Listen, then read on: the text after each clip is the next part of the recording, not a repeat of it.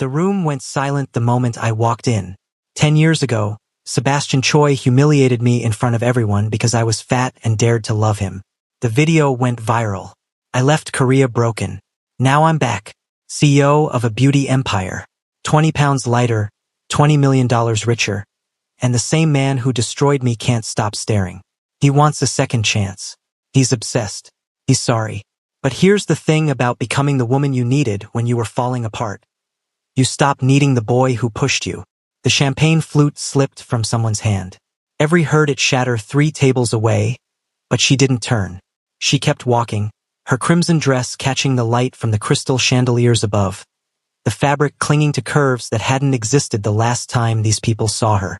The room smelled like old money and new desperation. Designer fragrances competing with each other, the faint bitterness of expensive liquor, and underneath it all, the metallic tang of shock. She'd forgotten how quiet a room full of Koreans could get when they were truly stunned. Is that? No way. Every hall. The whispers started like a match strike, small and contained, then spread like wildfire. Every's heels clicked against the marble floor of the Seoul Grand Hyatt ballroom. Each step measured, deliberate. Her publicist had told her to make an entrance. She hadn't planned on it being quite this dramatic. Then she saw him. Sebastian Choi stood near the bar, surrounded by the same crowd he'd always attracted, former athletes, trust fund kids who'd turned their parents' money into more money, women who looked like they'd stepped out of Korean Vogue. He wore a black suit that screamed of old money. His hair pushed back in that careless way that had made 17-year-old Every's heart stutter. He was staring at her like she'd risen from the dead. His champagne glass trembled in his hand. Just slightly, just enough for Every to notice from across the room. Their eyes met. 10 years collapsed into 10 seconds. She saw him see her, really see her, and something in his expression cracked open. Not quite recognition, more like revelation. His lips parted. Someone next to him was talking, their mouth moving rapidly, but Sebastian didn't turn, didn't blink, just stared at her with an intensity that made Every's stomach tighten in a way she absolutely hated. She looked away first, forced herself to. Every hall. Oh my God. I almost didn't recognize you. Minji Park appeared in front of her, arms outstretched, smile wide and spectacularly fake. The same Minji who'd filmed the whole thing on her phone 10 years ago, who'd added the crying laughing emojis when she posted it, who'd captioned it, "When the fat girl shoots her shot." Every accepted the air kiss near her cheek, returned the smile with one equally hollow. Minji, you look exactly the same. Oh, stop. But you wow. Just wow. What's your secret? Surgery? Ozempic? You have to tell me everything. Leaving Korea, Every said sweetly. Best decision I ever made. Minji's smile flickered. Good. More former classmates swarmed. The ones who'd laughed. The ones who'd pretended not to see her in the hallways. The ones who'd shared the video with comments like, "She's brave, I guess," and "This is so sad," and "Why would she think he'd say yes?" Now they wanted to know about her skincare line, her offices in New York and London, whether she was single, whether she remembered them. She remembered everything. Across the room, Sebastian still hadn't moved. His knuckles had gone white around his glass. But we're getting ahead of ourselves. To understand how Every hall became the woman everyone suddenly wanted to know, we have to go back 10 years. To a February hallway that smelled faintly of polish and teenage perfume. To Valentine's Day, 10 years earlier. February. Valentine's Day. Every's hands wouldn't stop shaking. She stood in the corridor outside the assembly hall, the letter folded and refolded so many times the paper had gone soft. Around her, students rushed past in their uniforms. Girls with perfectly straight hair and legs that looked like they'd never known what it meant to struggle into jeans. Boys with easy confidence, laughing loud, taking up space like it was their birthright. She'd rewritten the letter 7 times, practiced what she'd say in the mirror until her roommate told her to please, for the love of God, go to sleep. Sebastian would be kind about it. She'd convinced herself of this. He wasn't like the others. He helped underclassmen with their homework. He bowed to the cleaning staff. He'd once given his umbrella to a girl who'd forgotten hers and walked home in the rain himself. He was good, decent. He would let her down gently. Her best friend Hannah gripped her arm. You don't have to do this. We can leave. Get Tech Baki. Forget the whole thing. I'll regret it forever if I don't. You might regret it more if you do. But Every had lived her entire 17 years as the fat black girl in a sea of thin Korean students, and she was so tired of being invisible, of loving someone from a distance, of never knowing if maybe, possibly, he'd looked at her the way she looked at him and she just missed it. She pushed open the assembly hall doors. The Valentine's committee had decorated with pink and red streamers, heart-shaped balloons bobbing against the ceiling. A student council member was on stage explaining the rules of the confession event. Anyone could come up, dedicate a song, give a letter, make a public declaration. It was supposed to be romantic. Every's throat had gone dry. She could see Sebastian sitting in the third row, surrounded by his friends. He was laughing at something, his head thrown back. And God, he was beautiful. Sharp jawline, eyes that disappeared when he smiled, that effortless grace some people were just born with. Before she could lose her nerve, Every walked down the aisle. The room didn't go quiet all at once. It was gradual. Conversations dropping off in ripples, heads turning, whispers starting. By the time she reached Sebastian's row, the entire assembly hall had gone silent except for the tinny music playing through the speakers. Sebastian looked up. Confusion crossed his face. Then something else. Something that might have been panic. Sebastian. Her voice came out steadier than she'd expected. Can I talk to you? His friends were grinning, nudging each other. One of them whispered something that made the others laugh. Sebastian stood slowly. Sure. What's? I wrote you something. Every held out the letter. Her hand was shaking so badly the paper rattled. I've liked you for 2 years. I think you're incredible. And I know this is probably weird and you probably don't feel the same way. But I needed you to know. The silence had weight to it now. Physical. Crushing. Sebastian stared at the letter like it might explode. He didn't take it. Every. He said her name like an apology. Like a condolence. You're very nice, but, oh my God, is this really happening? Someone whispered loudly. She's serious? This is so awkward. Sebastian's face flushed red. He glanced back at his friends, at the rows of students watching with phones raised, recording. When he looked at Every again, his expression had hardened into something defensive, something cruel. Did you really think? He stopped, swallowed, started again, louder now. Look, I'm flattered, I guess, but this isn't going to happen. You and me. We're not. He gestured vaguely between them, and the implication hung in the air like smoke. Not the same. Not equal. Not possible. You should probably go, he said quietly. The laughter started then. Not from Sebastian, he'd gone very still, looking like he wanted to disappear, but from everyone else. Giggles erupting in pockets around the room. Someone made a sound like a game show buzzer. Wrong answer. Every's vision blurred. The letter slipped from her fingers and drifted to the floor between them like a surrender flag. She ran. Through the hallways, past the lockers, out into the February cold without her jacket. Behind her, she could hear the laughter echoing through the open doors.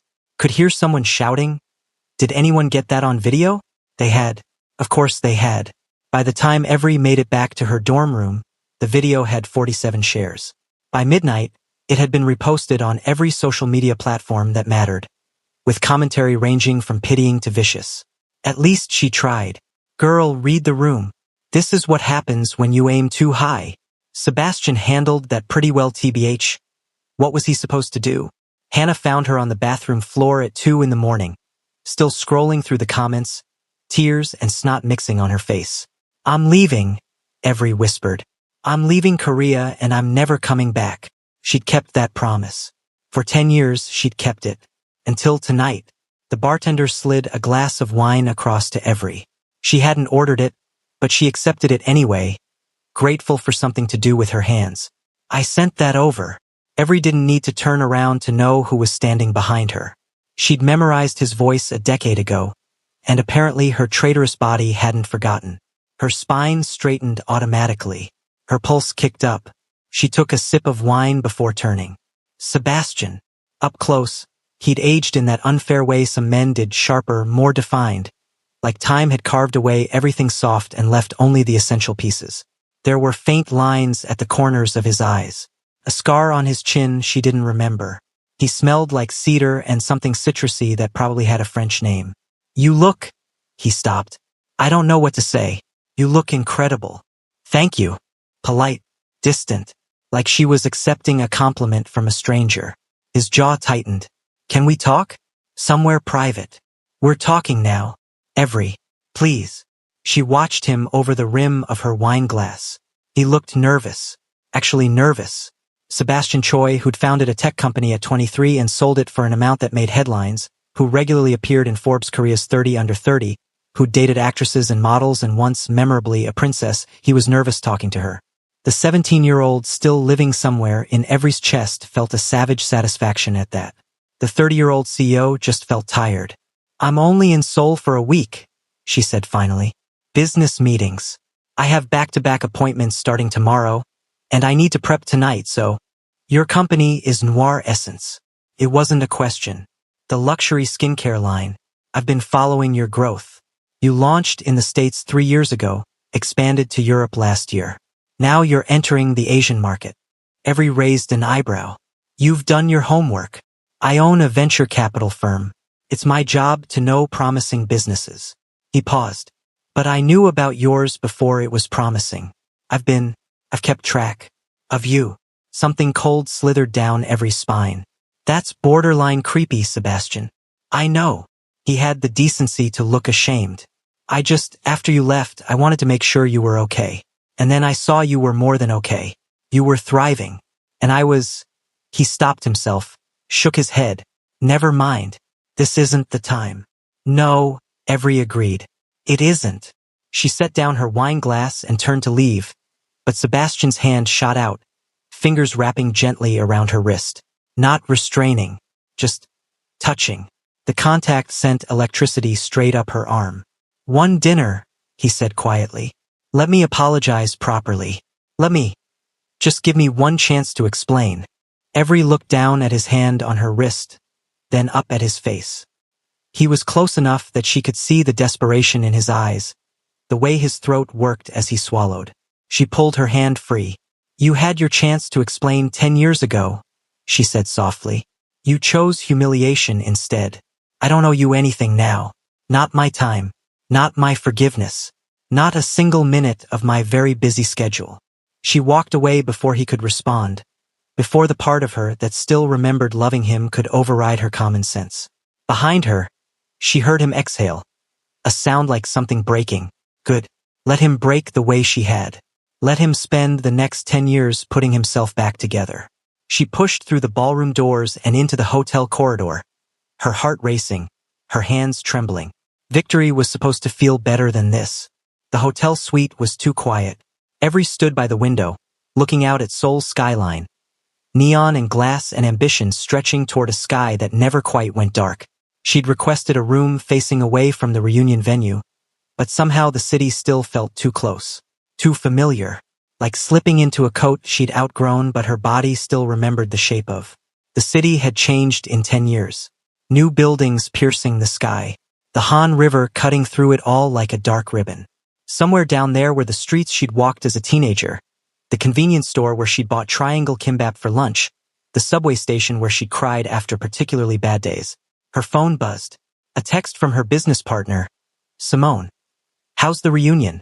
Are you being appropriately worshipped as the goddess you are? Evry smiled despite herself. It's complicated. Is he there? Yes. 3 dots appeared, disappeared, appeared again. Finally. And nothing. I'm going to bed. Meetings tomorrow. She turned off her phone before Simone could interrogate further. Simone was French, brilliant, and had zero patience for what she called American emotional complications. She would tell Evry to either sleep with Sebastian to get it out of her system or forget he existed. There was no in-between in Simone's world. But Evry's world had always been more complicated than that. The reflection in the window showed a woman Evry still sometimes didn't recognize. Not because of the weight loss, though that was part of it, but because of everything else. The posture, the confidence, the way she took up space now without apologizing for it. The way she met people's eyes instead of looking at the floor. She'd worked hard for this version of herself. Bled for it. 7 years earlier. New York. The alarm went off at 4:47 a.m., and every wanted to die. Her muscles screamed as she rolled out of bed in her shoebox apartment in Queens. Everything hurt. Her thighs, her back, her shoulders, her pride. She'd been training with a personal trainer she couldn't afford for 3 months, and her body was in open rebellion. But she dragged herself to the gym anyway. The 24-hour place 2 blocks from her apartment smelled like rubber and sweat and broken dreams. At this hour, it was mostly shift workers and insomniacs, people running from something or toward something with equal desperation. Every fit right in. In the mirror, she barely recognized the girl from Seoul. That every had hidden in oversized hoodies, had walked with her shoulders curved inward, had made herself small. This every wore workout clothes that fit, looked herself in the eye, lifted weights until her arms shook and her trainer had to tell her to stop before she hurt herself. It wasn't about Sebastian. She told herself that every morning. This was about her. About proving to herself that she could transform, could become someone new, could build herself from scratch like a phoenix rising from ashes. Except on the bad days, it was absolutely about Sebastian. About shoving her success in his face. About becoming so undeniable that he'd regret every word he'd said in that assembly hall. About making him hurt the way he'd hurt her. Revenge and self-improvement blurred together until every couldn't tell them apart anymore. "Good morning, sunshine," her trainer Marco called. He was a former wrestler from the Bronx who'd seen every kind of person walk through the gym doors. "Ready to hate me for the next hour?" "Always." After the gym, she went to her job at a skincare boutique in Manhattan.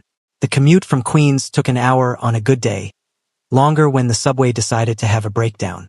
She'd taken the position because she needed money, but she stayed because she loved it, the science of serums and acids, the art of layering products, the way the right routine could transform someone's confidence along with their skin. The boutique was in Soho, a tiny jewel box of a store with white walls and minimalist shelving. It catered to women with money, women who thought nothing of spending $300 on a single jar of cream. Every had grown up thinking that kind of luxury wasn't meant for people like her. Now she sold it, learned its language, understood its appeal. "You should start your own line," her manager Veronica told her one day. Veronica was in her 50s, had been in the beauty industry for 30 years, and had an eye for talent. "You have the knowledge, the eye for it. The way you talk to customers, you make them believe in transformation." Every laughed. "With what money? Start small. One product. Get it right. Build from there." Veronica leaned against the counter. "I've seen a lot of people in this industry. Most of them are just chasing trends. But you actually care about the science. About helping people feel good in their skin. That's rare." The seed was planted.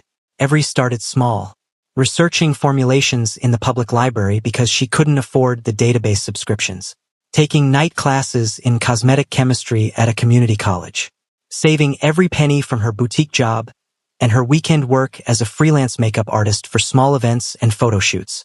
She lived on instant ramen and ambition, slept 4 hours a night, and slowly, painfully, built something from nothing. The weight came off almost accidentally. She was too busy to eat much, too focused to care about food the way she used to, as comfort, as friend, as the thing that filled the empty spaces. And when she did eat, she'd learned about nutrition, about fueling her body instead of punishing it or soothing it. But the real transformation happened internally. Somewhere between her first business plan and her 100th rejected investor pitch, between the nights crying in her apartment and the mornings forcing herself to try again, every stopped being the girl who'd been humiliated. She became the woman who'd survived it, who'd used it as fuel instead of letting it consume her. For years earlier, London. "Ms. Hall, the investors are ready for you." Every smoothed down her blazer, checked her reflection one last time in the bathroom mirror of the sleek investment office. She'd launched Noir Essence 6 months ago with her life savings. $12,000 she'd scraped together over 3 years, and a loan that made her nauseous to think about. The interest rate was criminal, but it was the only one she'd been approved for. The brand was small. Just 3 products, sold online and in 2 boutiques in Brooklyn and 1 in LA. A vitamin C serum, a hyaluronic acid moisturizer, and a night oil blend. Simple, effective, formulated specifically for melanin-rich skin. But it was hers. And it was good. No, it was excellent. She'd made sure of that. The pitch meeting lasted 45 minutes. Every presented her business model, her target demographics, her expansion plans. She showed them sales data, modest but growing steadily. Customer testimonials. The gap in the market she was filling, luxury skincare for melanin-rich skin, formulated with both science and culture in mind, marketed without trying to lighten or fix darker skin tones. The beauty industry has historically ignored or othered women of color, Every said, clicking to her next slide. Even now, most brands treat us as an afterthought. Noir Essence puts us first, centers us, celebrates us. The three investors, 2 men, 1 woman, all white, listened with expressions that gave nothing away. When she finished, the lead investor leaned back in his chair. Why should we fund you instead of the 100 other beauty brands that pitch us every month? Every had prepared for this question, had practiced her answer until it was perfect. Because I'm not selling makeup. I'm selling transformation. I'm selling the idea that you can become someone new without losing who you are. That you can love yourself at every stage of the journey. And that message resonates. Especially now, especially with millennial and Gen Z consumers who are tired of beauty standards that were never designed for them. She got the funding. Not as much as she'd asked for, 50,000 instead of 100, but enough. Noir Essence expanded. First across the US, then Europe. Every appeared in Forbes, in Vogue, in business journals that analyzed her marketing strategy and called her a voice for a new generation of beauty entrepreneurs. She hired a team, opened offices, small ones at first, just a few desks and a storage room, but offices nonetheless. Partnered with influencers and dermatologists. And through it all, she never went back to Korea. Not even when her mother called and begged her to visit. Not even when Hannah got married and wanted Every as a bridesmaid. Not even when the invitations to speak at Korean universities started arriving. Korea was the before. New York was the after. And Every had worked too hard to build her after to risk contaminating it with her before. Until her VP of International Expansion put a report on her desk 3 months ago. The Asian market is ready for us, Richard had said. He was a Korean American from LA who understood both cultures. Specifically Korea. The K-beauty industry is booming, but there's still room for a brand like ours. Premium, inclusive, Western but with Eastern sensibilities. And with your background, your story, it's perfect. Every had stared at the report for a long time, not really seeing the numbers. We'd need to do a press tour, Richard continued. Meetings with retailers, potential partners. Build relationships. And there's this. He'd pulled up a website on his laptop, turned it toward her. Your high school reunion is in 3 months. It's a 10-year anniversary. They're making a big deal about it, lots of publicity. If you attended, the optics would be incredible. The girl who left comes back triumphant. It's a narrative people love. No, Every had said immediately. Think about it. Please, the ROI on this could be. I said no, but she had thought about it. For weeks, she thought about it. And somewhere between reviewing the Seoul market analysis and approving the Q4 budget, between a nightmare about the assembly hall and a morning looking at her reflection and feeling proud of who she saw, Every realized she was still running. Still letting what happened define her. Still giving Sebastian Choi power over her choices. She'd built an empire. She'd transformed herself. She'd proven everything she'd set out to prove. But she'd done it all while running away from one city, one memory, one boy who'd broken her heart. That wasn't freedom. That was just a different kind of cage. That's when she'd booked the flight. Present. Seoul. The morning after the reunion. Every's phone rang at 7 a.m. She answered without opening her eyes, her voice rough with sleep. This better be important, Simone. Oh, it's important. Check your email. The one marked urgent with 3 exclamation points. Every sat up, suddenly awake, her heart rate picking up. What happened? Did we lose the Sephora deal? Just look. The email was from a company called Titan Ventures. They wanted to schedule a meeting to discuss a potential partnership, distribution channels, co-branding opportunities, strategic investment in Noir Essence's Asian expansion. The terms outlined in the preliminary proposal were generous. Very generous. The CEO's name at the bottom made Every's stomach drop. Sebastian Choi. No, she said out loud. It's a good offer, Simone said from the phone, still on speaker. Really good. They have distribution networks we've been trying to break into for months. Retail relationships that would take us years to build on our own. And the investment terms, this could accelerate our Asian expansion by at least 2 years. He's manipulating the situation. Maybe. Or maybe he's a savvy businessman who recognizes an opportunity. Simone paused. Look, I know the history. You've told me enough. But this is business. Can you separate the two? Could she? Every thought about the girl who'd handed Sebastian a love letter with shaking hands. The woman who'd built an empire from the ashes of that humiliation. The distance between those two versions of herself. Was it enough? Had she truly moved on? Or was she still that girl underneath, just better dressed? Send a response, she said finally. Professional. Schedule a meeting. But make it clear this is strictly business. Use the formal language. No personal anything. You're the boss. After she hung up, Every sat in bed for a long time, staring at Sebastian's name in her inbox. The signature was simple. Sebastian Choi, CEO, Titan Ventures. Below it, a phone number, an address, a website. No personal message. No reference to the reunion, to their conversation, to the wine he'd sent her. Just business, which should have been reassuring. Instead, it felt like a challenge. He was making this impossible to avoid, forcing her hand. And the worst part? She wasn't sure she wanted to avoid it anymore.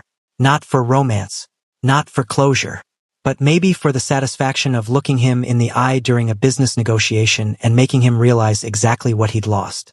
Exactly who he'd underestimated. Of proving that she could sit across a table from him and feel nothing but professional interest. That she could work with. She got dressed in a black pantsuit that meant business. Sharp lines, no softness, armor disguised as fashion. Pulled her hair into a sleek bun that showed off her cheekbones.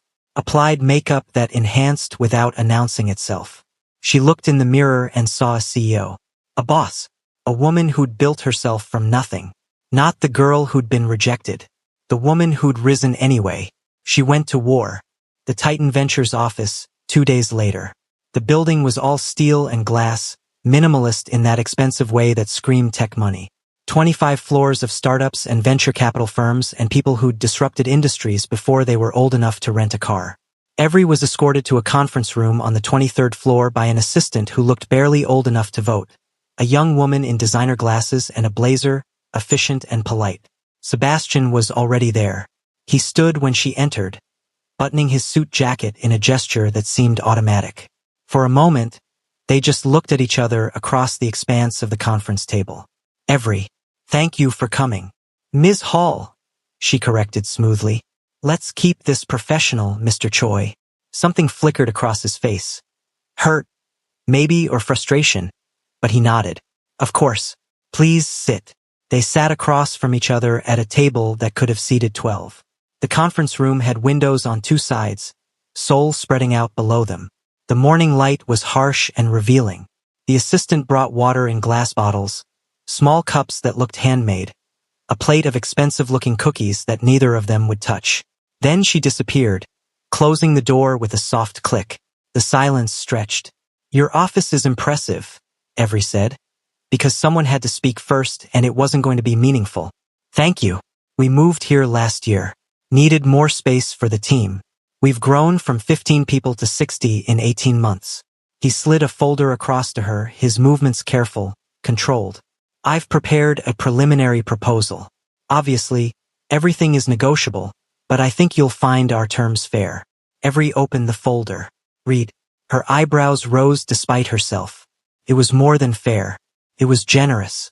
Distribution partnerships with 3 major retailers, including the one she'd been trying to court for months.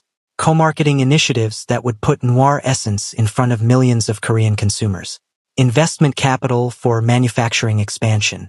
Revenue sharing that favored her company significantly, at least in the early years. This wasn't just a good deal. It was the kind of deal that could make or break a company's international expansion. This is. She looked up, suspicious. Why? Because Noir Essence is a good investment.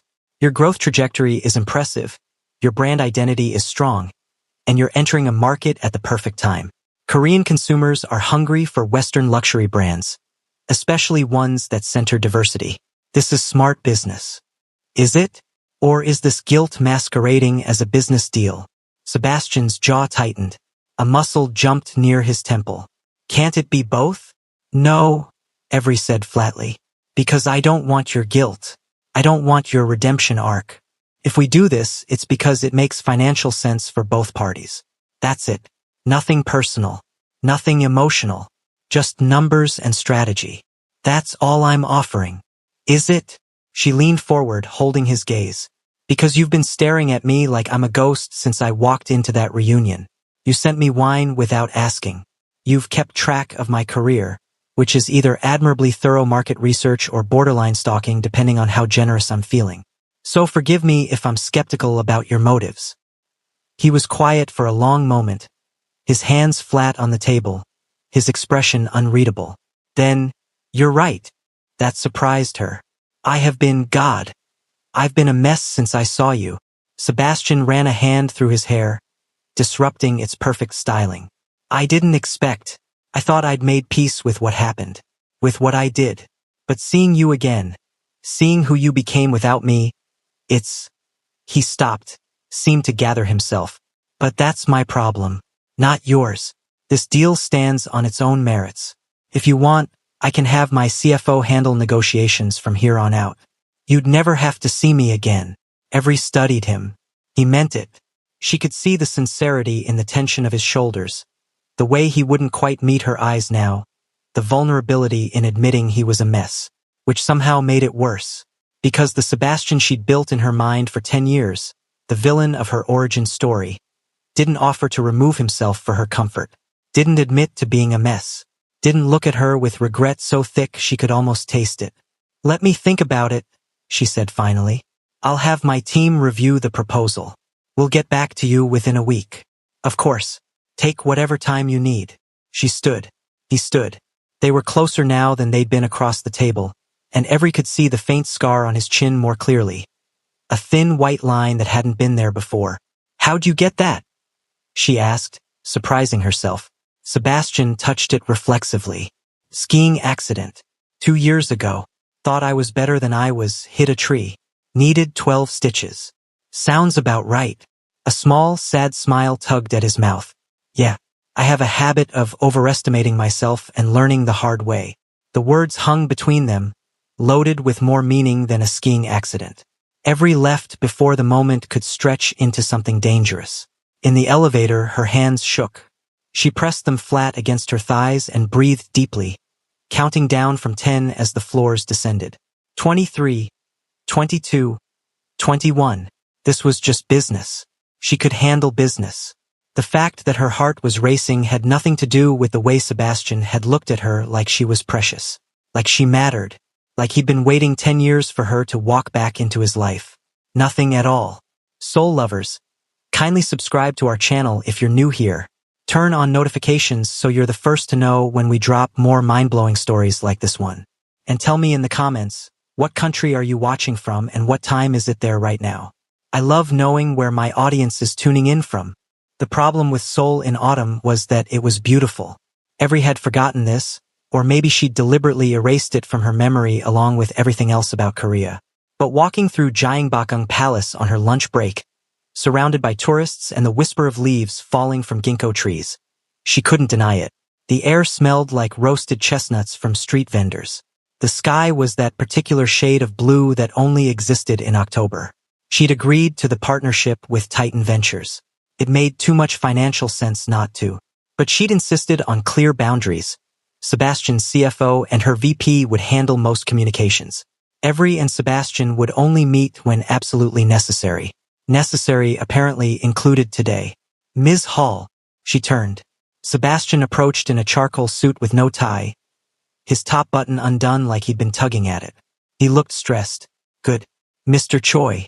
I wasn't expecting you at this meeting. Jin-soo is sick. Food poisoning. I'm covering. He gestured toward the palace gate. Shall we walk? Our reservation at the restaurant isn't for another 20 minutes. She should say no. Should insist on going straight to the restaurant, maintaining professional distance. Instead, She found herself nodding. They walked in silence for a while, joining the stream of visitors moving through the palace grounds. Around them, tourists posed for photos in rented handbaks. A group of school children ran past, their laughter bright and uncomplicated. "Do you remember when our class came here?" Sebastian asked suddenly. "Sophomore year. Field trip." "No," Evri lied. She remembered. She'd spent the entire trip watching Sebastian from a distance, memorizing the way sunlight caught in his hair, the sound of his laugh when his friends made stupid jokes. She'd taken exactly one photo that day, and it had been of him standing by the main throne hall, looking at something off camera with an expression so soft it had made her chest ache. She'd deleted it years ago, probably. "You wore a yellow sweater," Sebastian continued, like he hadn't heard her denial.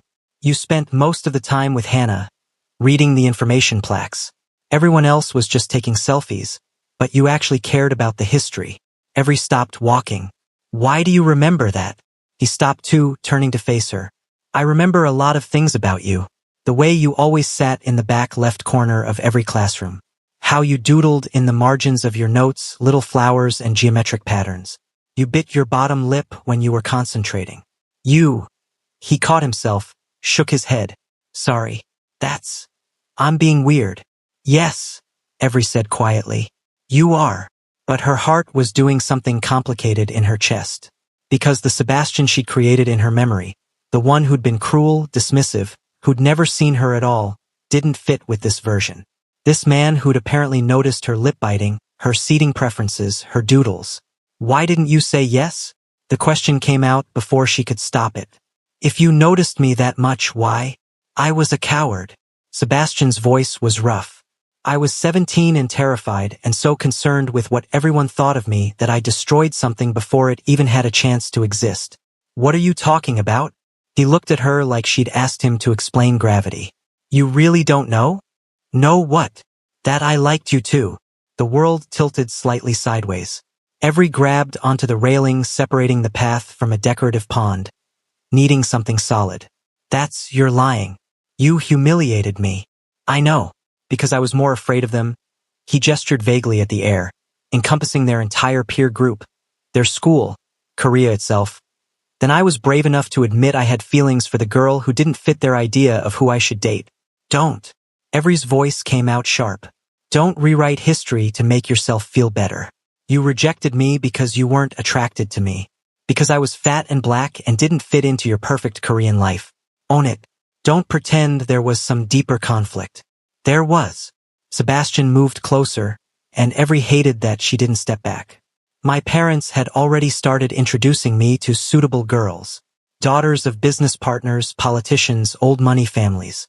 They had my whole life planned out. And I went along with it because that's what I did. I followed the path they laid out. I was too weak to choose anything different. So you chose cruelty instead." "Yes." He didn't flinch from it. "I chose cruelty because I thought it would be easier, cleaner. I thought if I made you hate me, you'd get over it faster. I thought I was doing you a favor." Evri laughed, bitter and sharp. "A favor. You made me into a joke. A viral video. A cautionary tale about knowing your place. I know. And I've regretted it every single day for 10 years. Sebastian's hands flexed at his sides, like he wanted to reach for her but knew better. "I watched that video go viral and I wanted to die. I reported it on every platform. I got into fights with people who made fun of you. I tried to find you to apologize, but you'd already left. Changed your number. Blocked everyone from school. Good survival instinct on my part. The best." He smiled sadly. "You got out. You became this incredible force. And I stayed here building companies and making money and going on dates with women my parents approved of. And none of it meant anything because I'd proven to myself that I was exactly who I was afraid I was. A coward who cared more about appearances than integrity. Evri wanted to stay angry. Anger was safe. Anger was armor. But looking at Sebastian now, seeing the genuine anguish in his expression, she felt something crack in her chest. Not forgiveness. Not yet. But maybe the beginning of understanding. "You don't get to use me as your catalyst for self-realization," she said quietly. "I'm not here to absolve you, to make you feel better about the person you were." "I know. Do you?" Because this whole conversation feels like you're trying to explain away what you did. Like if you give me enough context, I'll understand and we can just, what? Move on. Be friends. No. Sebastian's voice was rough. I don't think we can be friends. I think we can barely be business partners without me wanting. He stopped himself. Wanting what? He looked at her then, really looked at her, and saw everything she'd wanted to see 10 years ago. Desire, regret, longing, wanting to know who you became, he said finally. Wanting to hear about the 10 years I missed. Wanting to take you to dinner and learn what makes you laugh now, what keeps you up at night, what you dream about. Wanting. He stopped again, shook his head. But I know I don't have the right to want any of that. So I'll settle for professional courtesy and the occasional palace walk. Evre's throat had gone tight. She turned away from him, looking out at the pond where koi fish swam in lazy circles, their orange and white bodies flashing beneath the surface. I dreamed about this, she admitted. About you seeing me again and realizing what you'd lost. About you wanting me when it was too late. It was pathetic, but it got me through some really hard days. It's not pathetic. It is. Because even now, standing here listening to you say all the right things, part of me, she stopped, swallowed hard. Part of me is still that 17-year-old girl who just wanted you to look at her the way you're looking at me now. And I hate that. I hate that you still have that power. Sebastian was quiet for a moment. Then, what if I gave you the power back? What does that mean? It means, what if you got to decide what happens next? Between us. If you want to keep this purely professional, we do that. If you want me to disappear entirely, I'll have my CFO take over and you'll never see me again. Or, he paused. Or if you want to explore this thing that's still between us, we do that. On your terms. Your timeline. Your rules. There's nothing between us. Liar. He said it softly, without accusation, and Evre's defenses crumbled a little more. Because he was right. There was something between them. Tangled and complicated and probably deeply unhealthy, but undeniably present. She felt it every time they were in the same room. Every time his eyes found hers across a conference table.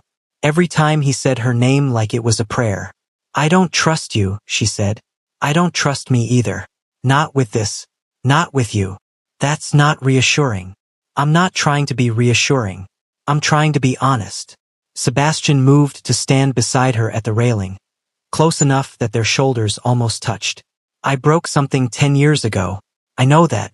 And I know I can't unbreak it. But if you're willing to let me try to build something new, something different, I'll spend however long it takes proving that I'm not that scared kid anymore. Evre closed her eyes, felt the autumn breeze on her face, the warmth of Sebastian's presence beside her, the weight of her own conflicting desires. I need time, she said finally. You can have all the time in the world. I need you to stop looking at me like that. Like what? Like I'm something precious. It makes it hard to think. She felt rather than saw his smile. I'll work on it. They stood there in silence, not touching but not quite separate either, while tourists flowed around them and the palace stood witness to this strange, fragile moment. Evre's phone buzzed, their restaurant reservation reminder. We should go, she said. Yeah. Neither of them moved.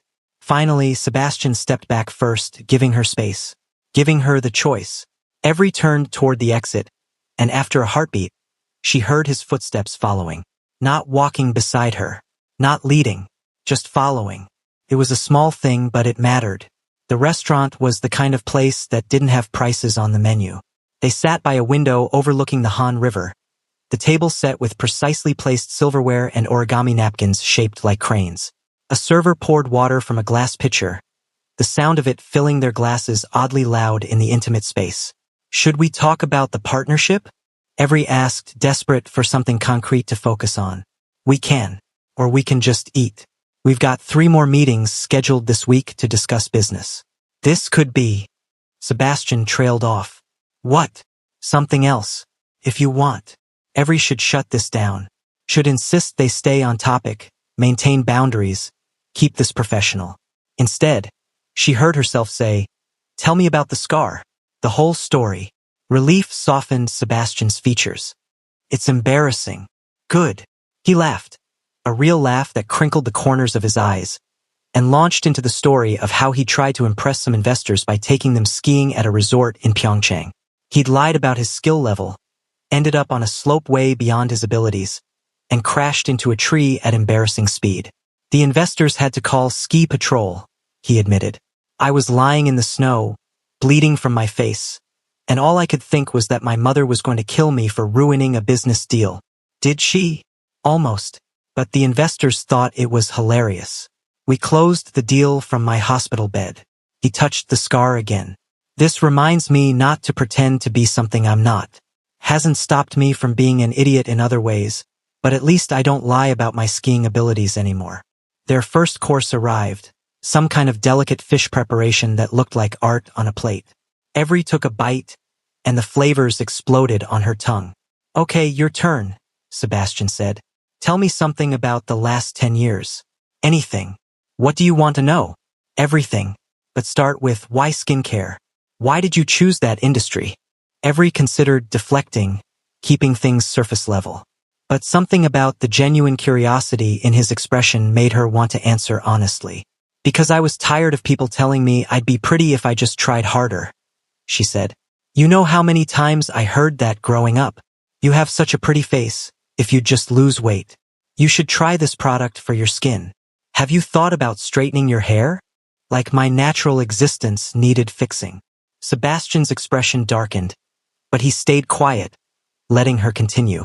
So I started learning about skincare, about what actually works versus what's marketing nonsense. And I realized the industry was full of products that either ignored darker skin tones entirely or treated them like an afterthought. I wanted to build something that celebrated melanin instead of trying to lighten it, that worked with texture and undertones instead of against them. That's beautiful, Sebastian said quietly. That's capitalism, Every corrected, but she was smiling a little. I saw a gap in the market and I filled it. It's both. You built something meaningful that also makes money. That's rare. They talked through the second course, then the third. Every told him about the early days of Noir Essence, the investors who'd dismissed her, the boutique owner in Brooklyn who'd taken a chance on her products. Sebastian told her about building Titan Ventures, about the pressure of family expectations, about the 3 serious relationships he'd had that had all ended for basically the same reason. He'd been too focused on work to show up emotionally. My ex-girlfriend told me I was emotionally constipated, he admitted. Direct quote. Every nearly choked on her wine. That's brutal, but accurate. I spent so many years not letting myself feel things, not being vulnerable, that I forgot how. Or maybe I never learned in the first place. He looked at her steadily. You're the first person in a decade who's made me want to try. The air between them shifted, became charged, dangerous. Every set down her fork carefully. Sebastian. I know. Too much. I'm sorry. No, She stopped, unsure what she was trying to say. That she felt it too? That sitting here with him felt dangerously close to the dreams she'd had at 17? That she was terrified of how easy it would be to fall again? Her phone rang. Simone's name flashed on the screen.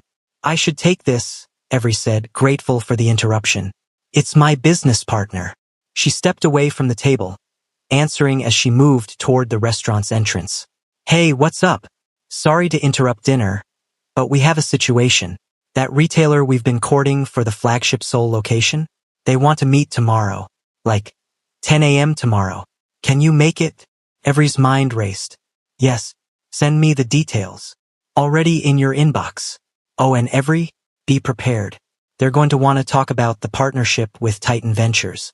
Word's gotten around that Sebastian Choi is involved with Noir Essence. This generating buzz. Of course it was. Because nothing stayed private in Seoul's business community. I can handle it, Every said. I know you can. That's why I'm not worried. After hanging up, Every stood in the restaurant's entryway for a moment, collecting herself. Through the window, she could see Sebastian at their table, looking at his phone. The evening light caught in his hair, and for a moment he looked so much like the boy she'd loved that it hurt. But he wasn't that boy, and she wasn't that girl. They were different people now, with different scars and different stories. The question was, did those different people have a chance at something the younger versions never could? Or was this just another disaster waiting to happen? Every didn't have an answer, but as she walked back to the table, As Sebastian looked up and smiled at her like she was the only person in the world, she realized she was willing to find out. Maybe, possibly, against her better judgment. 3 weeks into the partnership, Every stopped pretending she wasn't attracted to him. It happened during a late-night work session in Titan Ventures' conference room. The city spread out below them like scattered diamonds. Most of the building's other lights already dark. They were reviewing marketing materials for the co-branded launch, arguing about tagline options, surrounded by empty coffee cups and takeout containers from the Thai place down the street and the blue light of her laptop screen. "That one's too safe," Sebastian said, pointing at her favorite option with the end of his pen. "It's classic, clean. It communicates exactly what we want without being too flashy. It's boring. You're not boring. Noir Essence isn't boring. Why market it like it is? Because boring sells. People want reliability, not risks. They want to know what they're getting." "Do they?" He leaned back in his chair, studying her with that intense focus that made her feel like a specimen under a microscope. "Or are you just afraid of being too visible? Too loud? Too much? Of taking up too much space?" Every spine straightened, defensive. "Excuse me? You built this company on the idea of celebrating what makes you different, of centering the people who've been marginalized. But all these taglines, all this marketing, it's designed to blend in, to be acceptable, to not make waves." He gestured at the laptop screen. "Where's the boldness? Where's the woman who walked into that reunion in a dress that made everyone forget how to breathe? Where's the CEO who told investors that she wasn't selling products? She was selling transformation. That was different." "How?" "Because I wasn't selling anything at the reunion. I was just being, existing. I didn't have to worry about alienating customers or losing market share." "Exactly." Sebastian stood, started pacing the length of the conference room like he always did when he was working through an idea. "So let Noir Essence be that too. Stop trying to make it palatable. Stop trying to make it fit into boxes that were never designed for it. Make it undeniable." He was right. Every hated that he was right.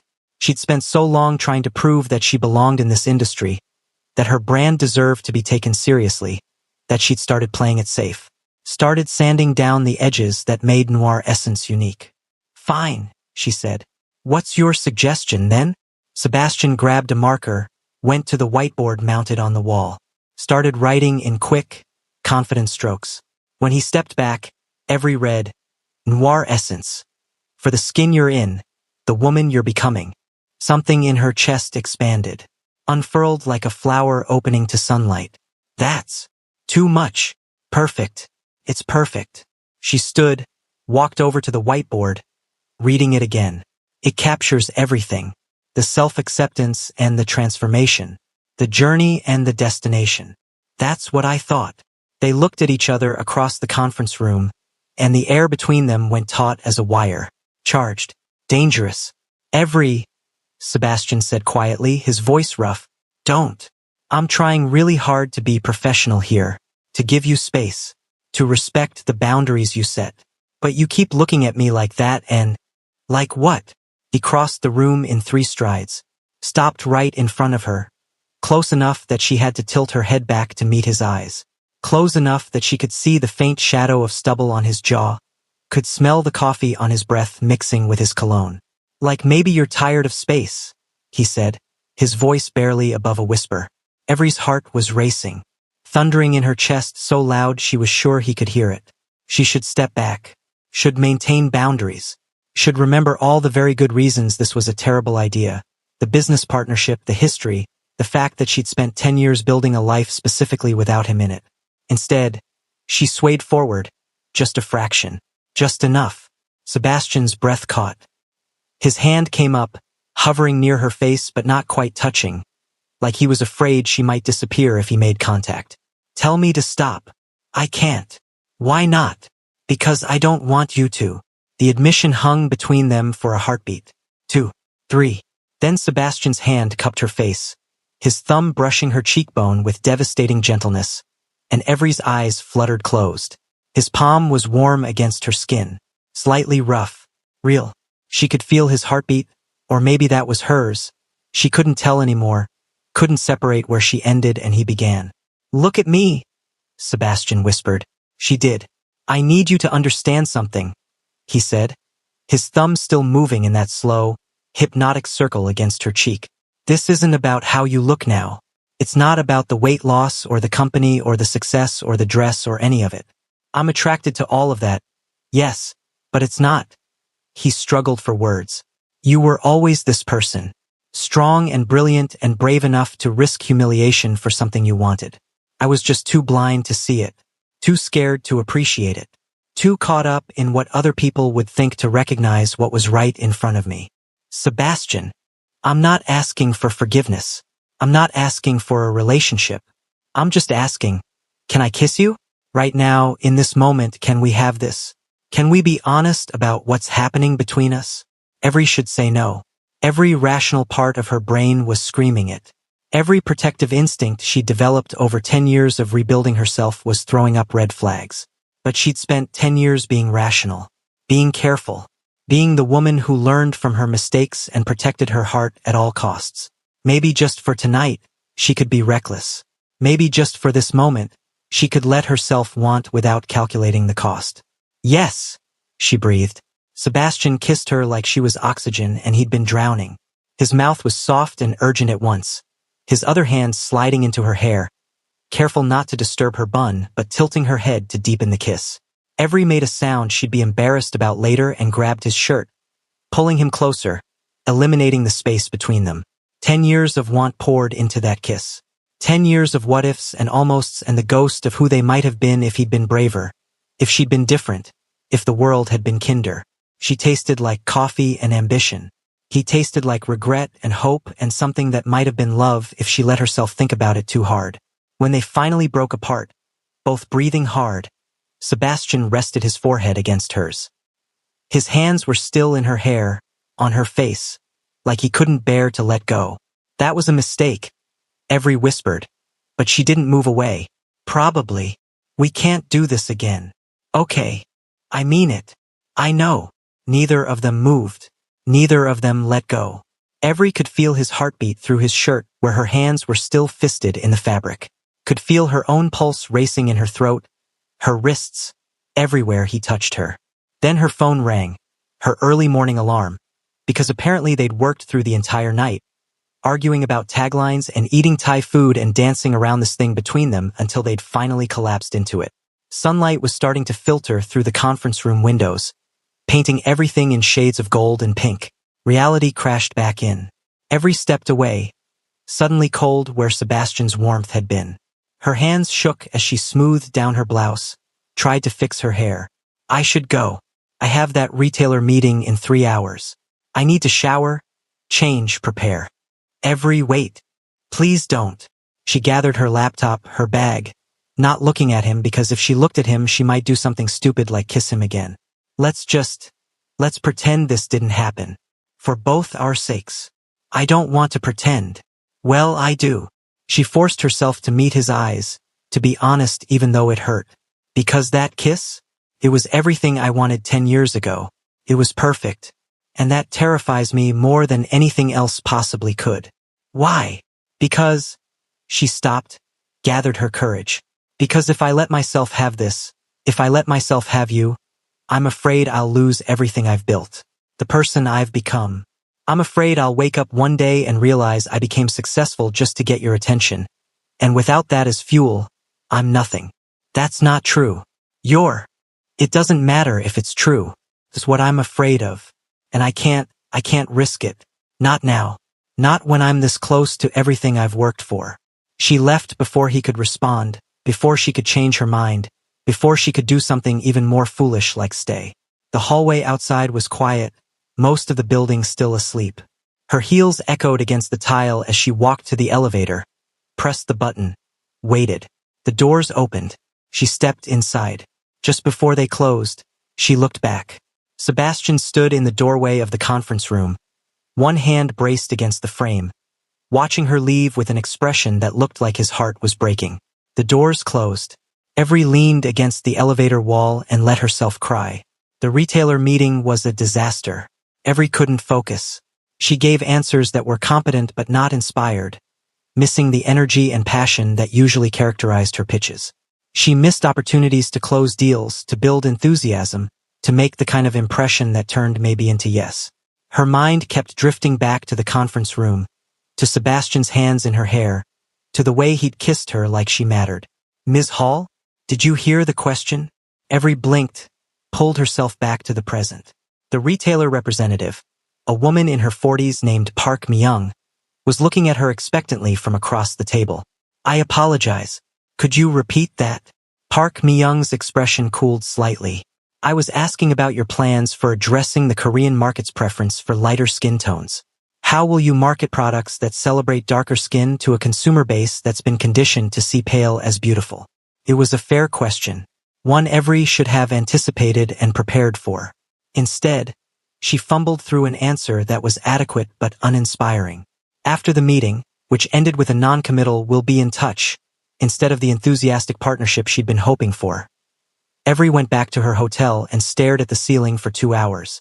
Her phone buzzed. A text from Sebastian. I'm sorry if I pushed too hard, but I'm not sorry I kissed you. Another buzz. Take whatever time you need. I'll be here. Every typed and deleted 5 different responses before finally settling on. We need to talk. But not today. His reply was immediate. Whenever you're ready. She wasn't sure she'd ever be ready. 1 week later. They'd avoided each other successfully for 7 days. All communications went through their respective teams. The partnership moved forward. Meetings happened, decisions got made, the launch timeline progressed on schedule. Everything was professional and efficient and absolutely miserable. Every threw herself into work, taking meetings she could have delegated, reviewing documents that didn't need her attention, anything to keep busy enough that she didn't think about Sebastian. It didn't work. Then her VP forwarded her an article from a Korean business magazine. The subject line, "You need to see this." The headline, Sebastian Choi and Noir Essence, a partnership built on second chances. The article was not wrong, but it was intimate in a way that made every skin crawl. It speculated about their history, mentioned the reunion in detail that could only have come from someone who'd been there, painted their business partnership as some kind of redemption narrative where the boy who'd rejected the fat girl was now trying to make amends by helping her company. It made her sound like a charity case. It made their partnership sound like guilt rather than good business. Someone had leaked information, someone close to the situation. Every called Sebastian immediately, not caring that it was 11 p.m., that she'd been avoiding him, that hearing his voice might make everything harder. Did you see it? She asked without preamble when he answered on the second ring. I'm looking at it now. She could hear the rustling of papers, the clack of his keyboard. I would never leak our personal history to the press. You have to believe that. Then who did? Who else knows the details? I don't know, but I'll find out. I'll call my PR team right now, start damage control. This is exactly what I was afraid of. People thinking this partnership is about us instead of about business, about Noir Essence's merits as a company. I become the girl Sebastian Choi is dating instead of the CEO who built her own empire. I become an accessory to your story instead of the author of mine. Sebastian was quiet for a long moment. When he spoke, his voice was carefully controlled. You're right. I'm sorry. I'll put out a statement immediately clarifying that this is strictly professional. I'll make it clear that Titan Ventures invested because Noir Essence is an excellent company with massive growth potential, not because of any personal connection. Thank you. But eventually we're going to have to deal with what happened in that conference room, with what's happening between us. I know. And when you're ready, I'll be here. You keep saying that. Because I mean it. I'll wait as long as it takes. After she hung up, Every stood at her hotel window, looking out at Seoul's endless sprawl of lights. Somewhere in that city, Sebastian was probably doing the same thing, looking out at the darkness and wondering how something that felt so right could be so complicated. She'd come here to prove something. To herself, to Sebastian, to everyone who'd laughed at the fat girl who dared to dream too big. But somewhere along the way, the narrative had shifted. It wasn't about revenge anymore. It wasn't about showing them what they'd lost. It wasn't even about the business, not really. It was about figuring out what she wanted. Not what 17-year-old Every had wanted. Not what looked good for her brand. Not what made sense on paper. What did she actually want? The answer scared her more than anything else. The rooftop restaurant was Sebastian's choice. When Every agreed to finally have the talk, he'd suggested somewhere neutral, somewhere beautiful, somewhere they could both breathe. The restaurant sat atop one of Seoul's newer buildings, all exposed brick and hanging plants, the city spreading out below them like a constellation. It was November now, 6 weeks since the reunion, 4 weeks since the kiss. Every's time in Seoul was supposed to end tomorrow. She'd already packed most of her suitcase. Sebastian was waiting at a table by the edge, where the rooftop opened to the sky. He stood when she approached, and she noticed he looked tired. Good. She hadn't slept properly in a month. "Thank you for coming," he said. "We needed to do this eventually." They sat. A server appeared, took drink orders, vanished. The silence between them felt different from before. Less charged, more resigned. "The partnership is going well," Sebastian said finally. "The numbers are exceeding projections." "Yes. Your team is excellent. My CFO says working with them has been seamless." "Sebastian, right? Sorry. I'm stalling." He took a breath. "I've been thinking about what you said, about not wanting to be an accessory to my story. And you're right. You deserve to be the main character of your own narrative. You've earned that." "Okay," Every said carefully. "So I've made a decision. After this launch stabilizes, I'm stepping back from the day-to-day partnership management. I'll still be involved at the board level, but you won't have to see me regularly.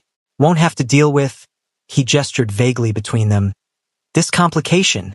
Something in Every's chest went cold. "You're removing yourself? I'm giving you what you asked for. Space. The ability to do business without our history getting in the way. I didn't ask you to disappear. Didn't you?" His eyes met hers, and she saw the hurt there. "Every time we get close, you pull away. Every time I try to talk about what's happening between us, you shut down. I'm not criticizing, you have every right to protect yourself. But I can't keep existing in this limbo. It's killing me." Every's throat had gone tight. "So you're running away?" "No. I'm letting you go." Sebastian leaned forward. 10 years ago, I was too much of a coward to choose you. I'm not making that mistake again. This time, I'm choosing your happiness over my wants, even if it means stepping aside. That's not fair. What's not fair? You don't get to make this decision for me. You don't get to decide what I need. Then tell me what you need, Every, because I'm lost here. I don't know how to fix this. I don't know how to make up for what I did. I don't know how to... His voice cracked. "I don't know how to stop loving you, and I've been trying for 10 years. The admission hung in the air between them. Loving. Present tense. Every felt something break open in her chest. All the carefully constructed walls, all the protective armor, all the reasons she'd given herself for keeping distance. It all crumbled at once. "I'm scared," she whispered. "Of what?" "Of this. Of you. Of the fact that when you kissed me, it felt like coming home. Of the fact that I've built this entire empire partially to prove you wrong. And if I let you in now, what does that mean? Was it all for nothing?" "It wasn't for nothing. You built Noir Essence for you. I'm lucky enough to witness it. You're also the reason I had to build it. The reason I left Korea in the first place." "I know." Sebastian's voice was rough. "And I'll carry that for the rest of my life. But Every, you can't let what I did 10 years ago dictate your choices now. You're not that girl anymore. I'm not that boy. We're different people." "Are we?" Every looked at him. "Because I'm sitting here, terrified of giving you my heart, and you're sitting there, about to run away rather than fight for this. Sounds pretty familiar." He flinched. "That's not what I'm doing. Isn't it? You're removing yourself from the partnership. From my life. That's running, Sebastian. That's choosing the easy path over the hard conversation." "What hard conversation?" His frustration was showing now. "Tell me what you want me to say. Tell me what would make this right. I want you to understand that I can't just forgive and forget. That even if I wanted to be with you, and I'm not saying I do, it would take time. It would take work. It would require you to be okay with me being angry sometimes. With me having bad days where I remember that video and hate you all over again. I can do that. Can you? Because it won't be pretty. It won't be this," she gestured at the romantic rooftop setting, "sweep me off my feet narrative. It'll be messy and complicated, and there will be days when I question whether you're worth it. I'll take messy and complicated over nothing. Every stared at him, at the man who'd broken her heart and somehow, impossibly, made her want to risk it again. I don't trust you, she said. I know. I don't trust myself around you. That's fair. And I'm leaving tomorrow. My business is in New York. My life is there. Seoul has airports. So does New York. Long distance never works. It does if both people want it enough. Do you want it enough? Every leaned forward. Enough to deal with the fact that I might never fully get over what you did? Enough to be patient while I figure out if I can separate who you were from who you are? Enough to accept that I might wake up one day and decide this isn't worth it? Sebastian reached across the table, didn't take her hand, just laid his palm up, an offering. I wanted enough to try, he said quietly. I wanted enough to show up every day and prove that I'm not that scared kid anymore. I wanted enough to let you set the pace, the boundaries, the rules. I wanted enough to risk you walking away, because at least then I'd know I was brave enough to try. Every looked at his offered hand, at the city lights below them, at the future branching out in two directions. One safe and solitary, one terrifying and unknown. She thought about 17-year-old Every, who'd been brave enough to hand a boy a love letter in front of everyone, who'd survived the humiliation and built something beautiful from the ashes. That girl deserved better than fear. But 30-year-old Every knew something 17-year-old Every hadn't. That bravery didn't mean rushing in without looking. It meant looking clearly at all the risks and choosing anyway.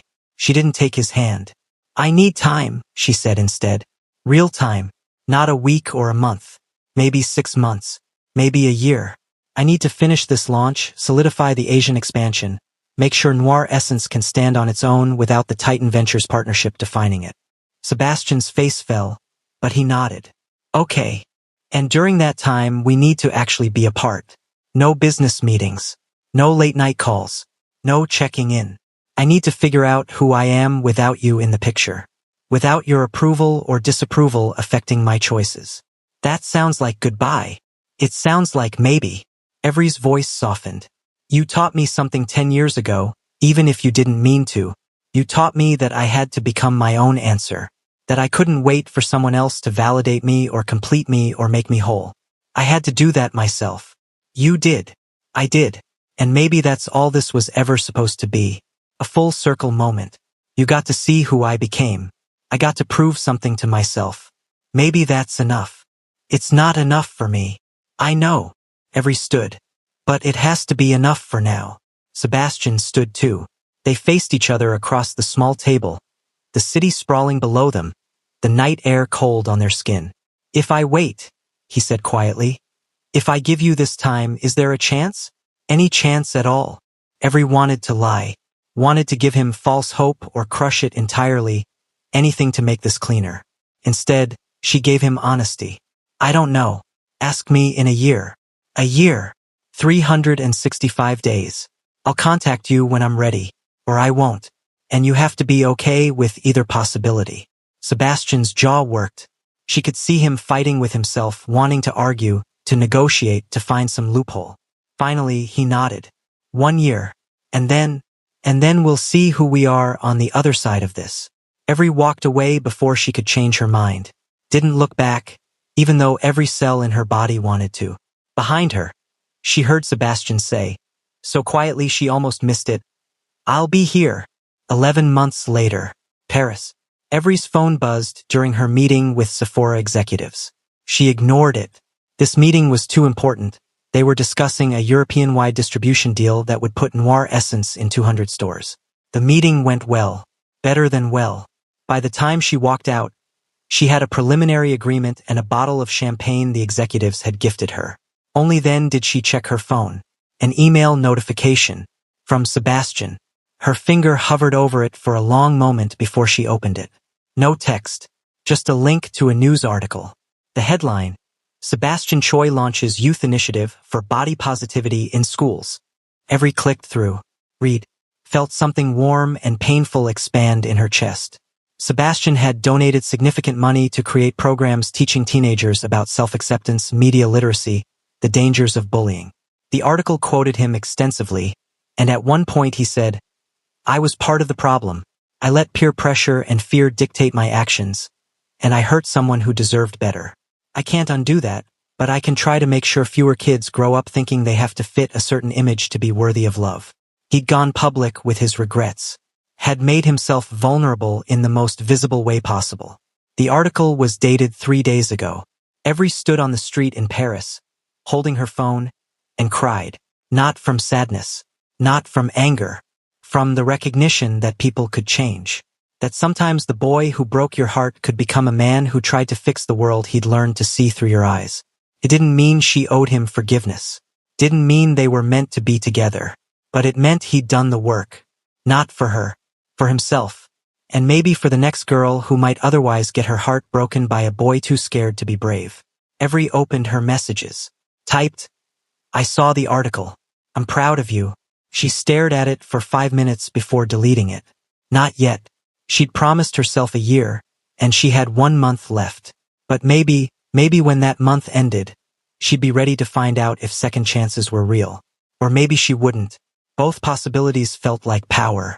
1 month later, New York. Evry woke up on the exact anniversary of that rooftop conversation to find a package outside her apartment door. No return address. Just her name in handwriting she recognized. Inside, a single envelope. She opened it with shaking hands. "Dear Evry, it's been a year. I promised I'd wait, and I did. I also promised I'd respect whatever decision you made, and I will. I've spent this year trying to become someone worthy of a second chance. I've been in therapy.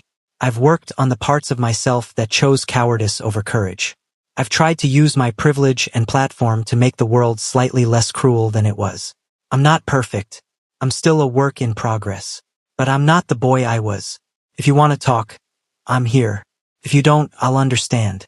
Either way, thank you for teaching me that becoming your own answer is the bravest thing anyone can do. You were always brave. I'm just finally catching up. Sebastian. P.S. No pressure, but I'll be at Gyeongbokgung Palace on November 15th at 2 p.m. by the throne hall where our class took that field trip. If you want to talk in person, I'll be there. If not, I hope you have a beautiful life." Evry read the letter 3 times. Looked at her calendar. November 15th was in 2 days. She had a launch event that day. A full schedule. A business to run. She also had a choice to make. November 15th. Seoul. Evry stood outside Gyeongbokgung Palace in a camel coat and boots, her breath fogging in the cold November air. She'd told herself she wasn't going to come. Had convinced herself that closure didn't require a face-to-face conversation. That some chapters were meant to close quietly without fanfare. Then she'd booked a flight. Now she was here, walking through the palace gates, her heart doing complicated things in her chest. She found him by the throne hall, exactly where he'd said he'd be. Sebastian stood with his hands in his coat pockets, looking at the architecture. He'd cut his hair shorter. There were more lines around his eyes. He looked older, steadier, like he'd grown into himself. He turned as she approached, and his entire face transformed with hope. "You came." "I came," Evry agreed. They stood 3 feet apart, not touching, not moving closer. "I wasn't sure you would," Sebastian said. "Neither was I. Up until the moment I got on the plane, I was still deciding. What changed your mind? I saw what you've been doing. The programs, the initiatives. The fact that you made yourself vulnerable publicly." She paused. "That took courage. You inspired it." "No, you chose it. That's important. I didn't make you become a better person. You did that yourself." Sebastian nodded slowly. "I did. For me. Not to win you back." "I know." Silence stretched between them. Tourists flowed past, taking photos, oblivious to the small drama unfolding. "I've been thinking a lot this year," Evry said finally, "about what I want, what I deserve, what I'm willing to accept. And I deserve someone who chooses me consistently, who's brave enough to stand beside me even when it's uncomfortable, who sees me, all of me, and doesn't flinch. You do deserve that. I also deserve to be free from my past. Free from letting what happened when I was 17 dictate my choices at 30. She took a breath. "I've forgiven you, Sebastian." His eyes widened. "You have. Not because you earned it. Not because of the programs or the letter or any of it, but because carrying that anger was exhausting. Because you were a scared kid who made a terrible choice, and I've made plenty of those too. Because forgiveness was the last piece of power I needed to reclaim. Thank you, Sebastian whispered. You have no idea what that. But forgiveness doesn't mean reconciliation. He went very still. What? Every stepped closer. Close enough to see the gold flecks in his eyes, the way his throat worked as he swallowed. I've spent this year building a life I love, a business I'm proud of, friendships that sustain me. I don't need you to complete my story anymore. I'm already complete. I know. That's what makes you. He stopped himself. And the truth is what we have, this pull, this chemistry, this history, it's real. I feel it. But I'm not sure it's enough to build a relationship on. We've never actually dated. Never had a normal conversation that wasn't loaded with our past. We don't know if we're compatible beyond this intensity. We could find out. We could. Every agreed. But I'm not sure I want to. She watched the hope in his expression crack, then shatter. Watched him try to hold it together, to be brave. Okay, he said quietly. I understand. Do you? Because I need you to really hear this. You were my first love. You were also my first heartbreak. And those two things are so tangled up together that I don't know if I could ever separate them. Every time I looked at you, I'd remember both. The good and the bad. The possibility and the pain. I could live with that, if you could. But I don't want to live with that. I want to love someone, if I love someone, without all this weight. Without this history. I want something light and easy and uncomplicated. Sebastian's hands flexed at his sides. So this is goodbye. This is... Every paused, searching for the right words. This is me choosing myself. The way you taught me to, even if you didn't mean to. This is me recognizing that not every story gets a happy ending, and that's okay. Sometimes the growth is the point. Sometimes the bittersweet is enough. It's not enough for me. I know, and I'm sorry. I really am. She reached out, touched his face gently. But I hope someday you'll meet someone who can love you without all this baggage. Someone who sees you for who you are now, not who you were. You deserve that. I only want you. That'll pass, Every said softly. Trust me. I know from experience. She dropped her hand, stepped back. Sebastian looked at her like he was memorizing every detail. Can I ask you one thing? Anything. Do you think you'll ever regret this? Wonder what might have been. Every considered the question honestly. Maybe. On lonely nights. When I see your name in business journals. When I remember how you kissed me in that conference room. She smiled sadly. But I'll also remember that I was brave enough to walk away from something that felt good but wasn't right. And I'll be proud of that. I wish I could change your mind. I know. But you can't. And trying would just prove that you haven't actually changed as much as you think. He flinched but nodded. You're right. You're absolutely right. They stood there for a moment longer, the palace standing witness to this ending. Goodbye, Sebastian, Every said. Goodbye, Every. She turned and walked away. This time she did look back. Sebastian was still standing by the throne hall, watching her leave, his hands in his pockets and something devastated but accepting in his posture.